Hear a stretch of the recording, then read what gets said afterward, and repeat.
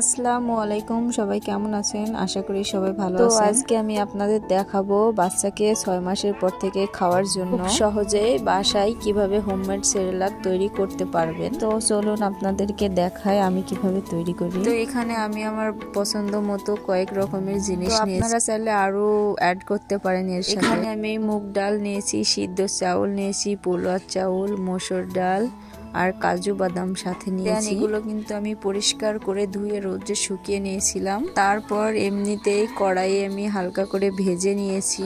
অতিরিক্ত ভাজা যাবে না, এগুলো হালকা করে একটু ভেজে নিতে হবে। এই যে দেখেন ভাজার পর ঠিক এরকম হয়ে গেছে। আসলে বাজারের কেনাটার থেকে বাসায় তৈরি করাটা স্বাস্থ্যসম্মত। আমার সবগুলো ভাজা কমপ্লিট হয়ে গেছে। এইবার আমি ব্লেন্ড করে নিব সবগুলো। দেন তারপরে চালনের সাহায্যে এগুলো চেলে নিব।